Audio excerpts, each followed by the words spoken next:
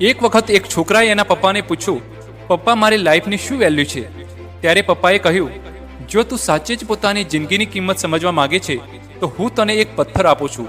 આ પથ્થરને લઈને તું બજારમાં જજે અને જો કોઈ એની કિંમત પૂછે તો કંઈ જ ના કહીશ, બસ પોતાની બે આંગળીઓ ઊંચી કરીને દેખાડી દેજે. એ છોકરો બજારમાં ગયો. એ થોડી વાર તો એમ જ બેસી રહ્યો, પરંતુ થોડી જ વારમાં એક ગરડી સ્ત્રી એની પાસે આવી અને એ પથ્થરની કિંમત પૂછવા લાગી. એ છોકરો એકદમ ચૂપ રહ્યો. એ કંઈ જ ના બોલ્યો અને ફક્ત પોતાની બે આંગળીઓ ઊંચી કરીને દેખાડી. ત્યારે તે ગરડી સ્ત્રી બોલી, 200 રૂપિયા? ઠીક છે, આ પથ્થરને હું ખરીદી લઈશ. એ છોકરો એકદમથી શોકડ રહી ગયો કે એક પથ્થરની કિંમત 200 રૂપિયા? કેમ કે પથ્થર જનરલી ક્યાંય પણ મળી જાય છે, છતાં પણ એની કિંમત 200 રૂપિયા? એ તરત જ પોતાના પપ્પા પાસે ગયો અને બોલ્યો, પપ્પા મને બજારમાં એક ગરડી સ્ત્રી મળી હતી અને એ આ પથ્થરના 200 રૂપિયા આપવા તૈયાર હતી. પપ્પાએ કહ્યું, આ વખતે તું આ પથ્થરને મ્યુઝિયમમાં લઈને જજે અને જો કોઈ એની કિંમત પૂછે તો કંઈ જ કહેતો નહીં, બસ પોતાની બે આંગળીઓ ઊંચી કરીને દેખાડજે. એ છોકરો મ્યુઝિયમમાં ગયો અને ત્યાં એક વ્યક્તિની નજર એના હાથમાં રાખેલા પથ્થર ઉપર પડી અને ત્યારે એને એ પથ્થરની કિંમત પૂછી. એ છોકરો એકદમ ચૂપ રહ્યો અને પોતાની બે આંગળીઓ ઊંચી કરીને દેખાડી.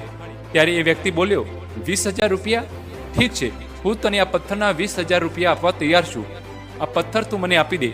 એ છોકરો ફરીથી ચોંકી ગયો. એને જઈને પોતાના પપ્પાને કહ્યું, પપ્પા મ્યુઝિયમમાં મને એક આદમી મળ્યો હતો અને એ આ પથ્થરના મને 20,000 રૂપિયા આપવા તૈયાર હતો.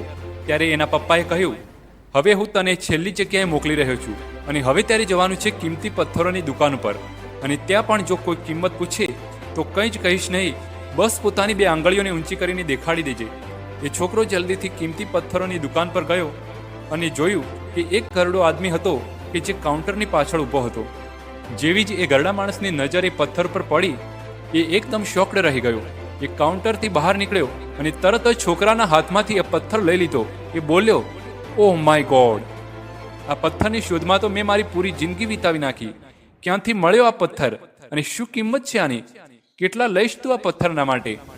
એ છોકરો ત્યારે પણ ચૂપ રહ્યો અને પોતાની બે આંગળી ઊંચી કરીને દેખાડી. ત્યારે એ ગરડો માણસ બોલ્યો, કેટલા? 2 લાખ રૂપિયા? હું તને આના માટે 2 લાખ રૂપિયા આપવા તૈયાર છું. પ્લીઝ તું મને આ પથ્થર આપી દે. એ છોકરાને પોતાની આંખો પર વિશ્વાસ જ નહોતો થઈ રહ્યો.